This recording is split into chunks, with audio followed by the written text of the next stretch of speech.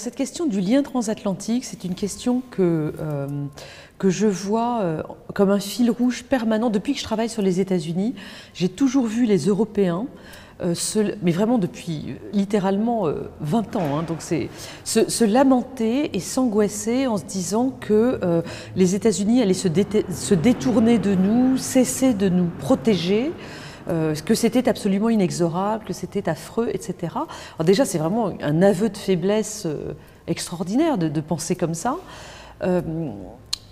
Alors maintenant, deux choses. Sur la réalité de ce désintérêt américain, on entend dire beaucoup de choses.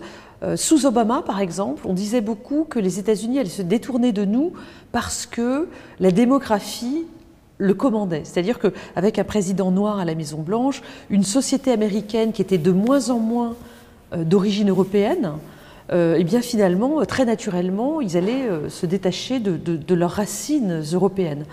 Je ne sais pas si c'est vrai, parce qu'on voit bien que Trump, pendant son mandat, a été extrêmement anti-européen, le plus anti-européen des présidents américains depuis Andrew Jackson dans les années 1830. Donc, alors qu'il a une partie de sa famille qui est originaire d'Allemagne. Mais exactement, son père est d'origine allemande et sa mère était écossaise. Oui. Donc le lien, le cousinage démographique, on voit bien que ça ne joue pas.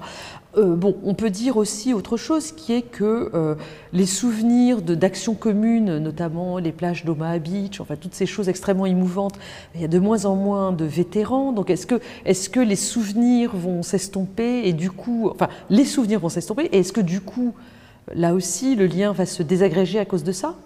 Peut-être, mais les souvenirs se renouvellent. Enfin voilà. Moi, je pense, pour finir sur cette première remarque, que le lien transatlantique, en fait, c'est un lien de valeurs communes.